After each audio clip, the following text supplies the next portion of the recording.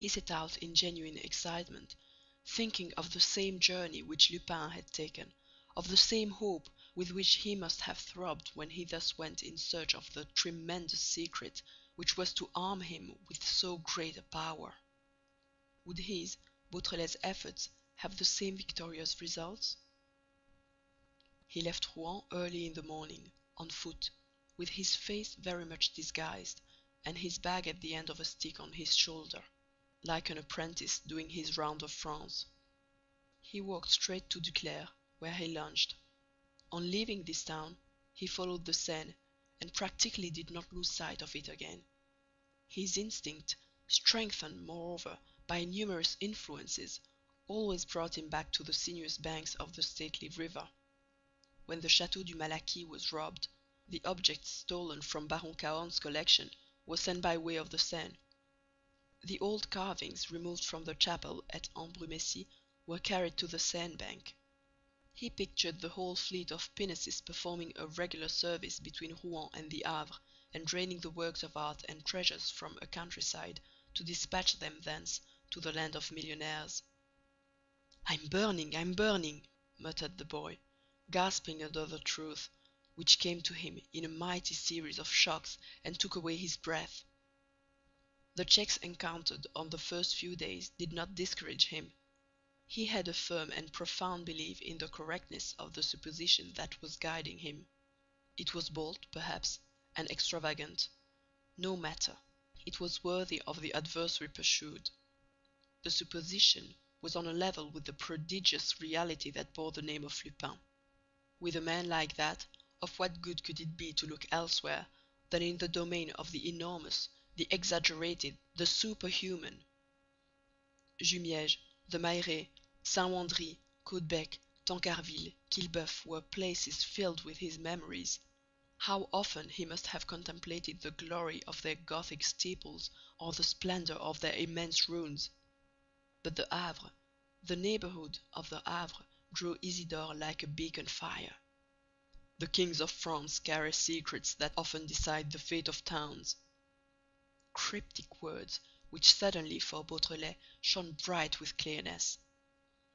Was this not an exact statement of the reasons that determined Francis I to create a town on this spot, and was not the fate of the Havre de Grace linked with the very secret of the Needle?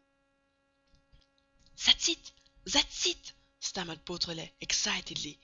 "The old Norman estuary, one of the essential points, one of the original centers around which our French nationality was formed, is completed by those two forces, one in full view, alive, known to all, the new port commanding the ocean and opening on the world; the other dim and obscure, unknown and all the more alarming, inasmuch as it is invincible and impalpable.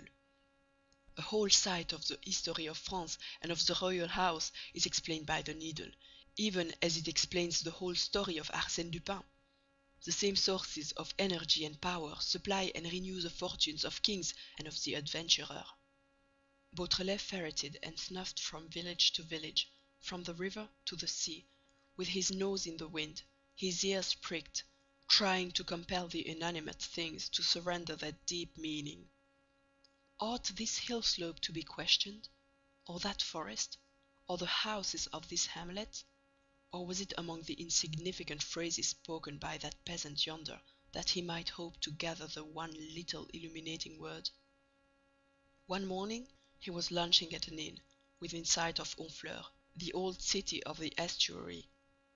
Opposite him was sitting one of those heavy, red-haired Norman horse dealers who do the fairs of the district, whip in hand and clad in a long smock frock. After a moment, it seemed to Beautrelet that the man was looking at him with a certain amount of attention, as though he knew him, or at least was trying to recognize him.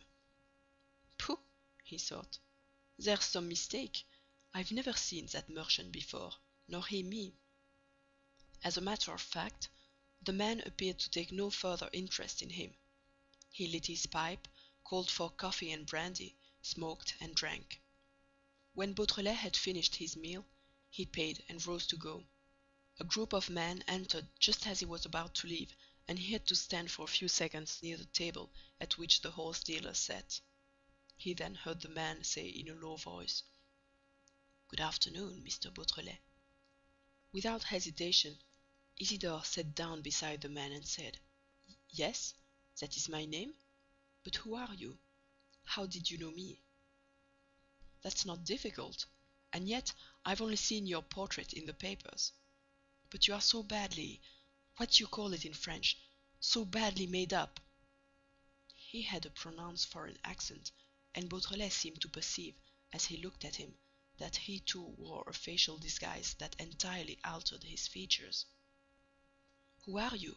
he repeated. "Who are you?" The stranger smiled.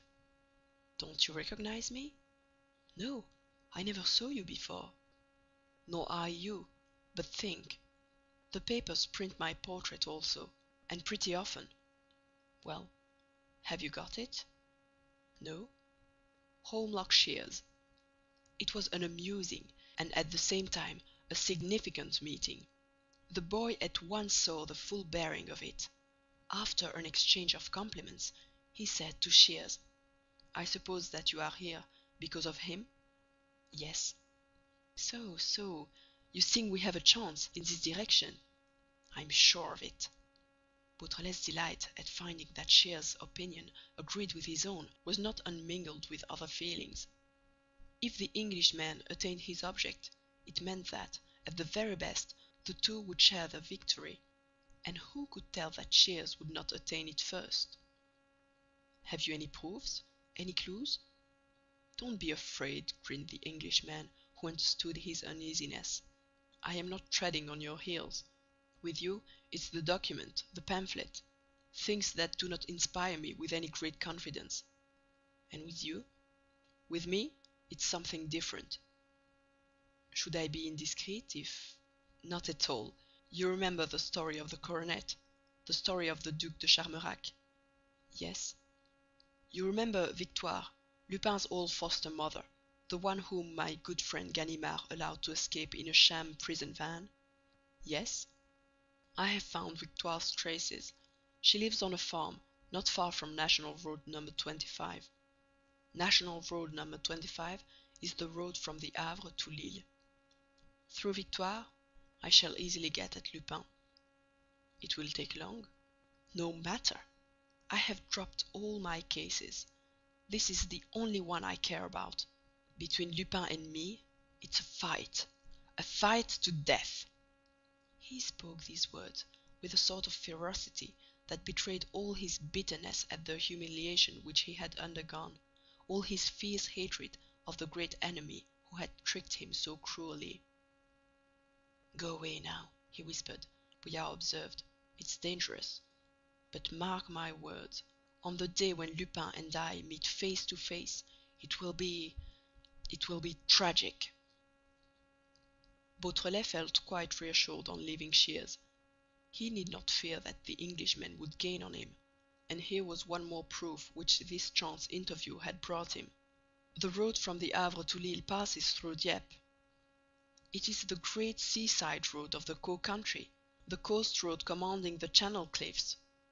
And it was on a farm near this road that Victoire was installed. Victoire, that is to say Lupin, for one did not move without the other, the master without the blindly devoted servant. I'm burning," he repeated to himself. "Whenever circumstances bring me a new element of information, it confirms my supposition. On the one hand, I have the absolute certainty of the banks of the Seine; on the other, the certainty of the national road. The two means of communication meet at the Havre, the town of Francis I, the town of the secret. The boundaries are contracting. The Caux country is not large, and even so I have only the western portion of the Caux country to search." He set to work with renewed stubbornness. "Anything that Lupin has found," he kept on saying to himself, "there is no reason for my not finding." Certainly, Lupin had some great advantage over him. Perhaps a thorough acquaintance with the country, a precise knowledge of the local legends, or less than that, a memory. Invaluable advantages these, for he, Beautrelet, knew nothing, was totally ignorant of the country, which